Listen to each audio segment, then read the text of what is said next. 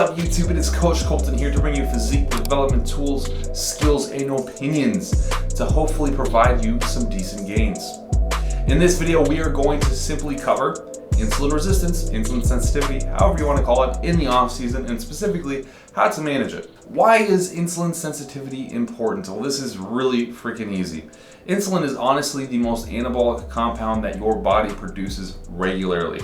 You're producing this stuff daily, day in, day out, okay? Super, super important.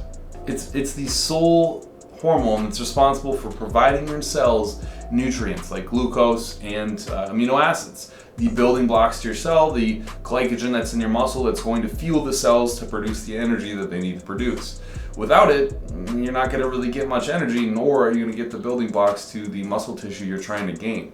It is also notably the hormone that is responsible, not the only one, but one of the hormones responsible for storing fat in adipose tissue, or what we like to say, fatty acids in adipose tissue, as well as glucose in adipose tissue.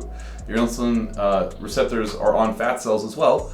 They are also sensitive to insulin. Imagine that. So you will also store fat directly in response to higher insulin levels. Traditional bulking really ruins insulin sensitivity because insulin functions as its own negative feedback, meaning the more insulin that's provided, the more negative feedback your body is going to have. So your body is always trying to find homeostasis. High amounts of insulin is trying to counteract this, but the only feedback it has is the insulin itself. So having chronically high levels of insulin leads to eventually the downregulation of insulin receptors in the body, on muscle cells, so on and so forth, in your brain. Generally, you can just assume the more you have, the less you are going to be sensitive to it. This is just extremely unhealthy over time. This is why most of America is obese. This is why most of America has steatosis of some internal organs. This is why most of America is diabetic, is because of this exact reason. Having chronically high insulin signaling is going to destroy your body and your blood. So it's really important to be conscious of your insulin sensitivity, not only for performance, but for your health as well. You will become a fat boy by having chronically high insulin without taking calculated measures to lower it. It's also worth mentioning, if your insulin isn't working quote unquote, being that the receptors on your muscle tissue aren't uptaking the nutrients within your cells, or in your blood rather, you're not going to be growing. Your cells are going to be resistant to the nutrients that are trying to get in to fuel your body, to grow your body. You're going to be in this really awful position where you're eating all this food, you're trying to grow, but you're just putting on fat and probably shrinking at the same time, specifically on your limbs. You'll notice this with a lot of older bodybuilders. I'm not saying anything, but they've been doing this for several years. Their limbs start to shrink as opposed to their midsection starts to grow. All right, just a thing to put out there. So how can insulin sensitivity be optimized? As we mentioned before, a surplus is required to grow muscle tissue. You need it. But a linear model of bulking where you just increase calories, will not always work. Anyone who's dieted before to lose fat knows that there's quickly a plateau you reach. The same is equivalent to increasing muscle. As you linearly increase the calories, you're always going to reach a plateau. So we come into this situation where linear progression is going to lead to insulin resistance at some point, but we need a calorie surplus and we need to break plateaus with calories. So how do we modulate things to make it best and most effective for us to grow muscle tissue clean without insulin resistance becoming an issue? My biggest tool that I use is honestly calorie cycling. If you want to call it carb cycling, so be it. I work on high, medium, and low days. Some of my clients are on medium and low days only. But basically what I mean by this is we're just fluctuating carbohydrates and fats, sometimes proteins, on these specific days to manage insulin sensitivity. In certain days, we're really prioritizing a ton of glucose around the workout and maybe later away from the sleeping window.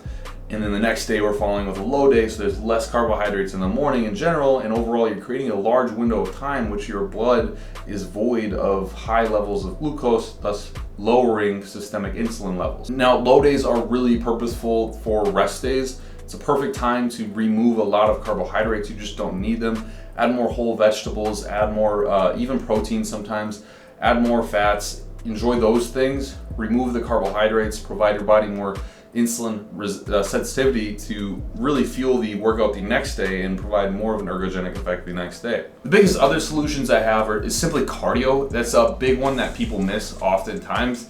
There's so many benefits to cardio. I mean, just look at all of them listed, from mitochondria density to volume, to capillary growth, to blood volume increasing, to your diaphragm strengthening, to your efficiency at using oxygen becoming so much better, your efficiency at filtering like metabolites that fuck your muscle when you're working out becomes better. There's so much. I mean, you make more ATP. Your phosphagen system becomes so much more efficient just from doing a little bit of cardio every day. Like, the adaptation doesn't take much cardio to occur, and people should really do it more. What it's also going to do is effectively use more glucose and make you more easily and effectively use glucose by enhancing your mitochondria. So why not provide some cardio that's going to enhance or become ergogenic to your further workouts? It's kind of a no-brainer. As well as there's supplements out there like GDAs. These GDAs usually include things like alpha-lipoic acid, things like berberine, things like cinnamon extract, baboa leaf, all these other sort of supplements, sometimes like green tea extracts. There's a lot of supplements out there that increase or lower blood glucose. In like almost every supplement you can possibly take interacts with blood glucose in some capacity. So it looks like just a laundry list of items that are included in most products' GDAs. This is something to be cautious of. GDAs are excellent tools, but you don't need to use them. A proper diet and a proper cardio regime will do just enough for you, but they are an added benefit. As well as antioxidants like vitamin C, vitamin E. Certain antioxidants are going to be chromium or even selenium are going to provide a lot of glucose management benefits. They're going to increase insulin sensitivity acutely, depending on the timing of when you take them. Those are really awesome options to naturally handle and attenuate blood glucose. As well as certain supplements that are not necessarily natural, like metformin, and you can even get into like microdosing insulin, but this is really far into the off season. You don't need to worry about that right now. Another thing that kind of goes very underrated in my opinion, and this has been elucidated in research many times over again, eating a large bolus of protein prior to carbohydrates is going to lower your response to those carbohydrates, or lower the glycemic index, the rate at which the glucose is into your bloodstream, much more. So if you eat your proteins before your carbohydrates, you'll be in a more favorable position. That being said, amino acids help uptake carbohydrates. We talked about this in the last several videos. So have protein with your carbohydrates, that's pretty obvious. In our next video, we will now cover when and why you would end a bulking or a mass gaining or an off season to enter a dieting season, or an in season, or just a cut, or yeah, whatever you want to call it. You're gonna enter this due to some random reason that I'm about to tell you in the next video. So you should probably watch when it comes out. Stay tuned. I don't know when, because I'm recording this in the past and it'll be the future. And the future me might post at a different time. Maybe I'll be dead and these are all like in my eulogy or something. I don't know. Isn't that cool to think about? Man, the future's wild.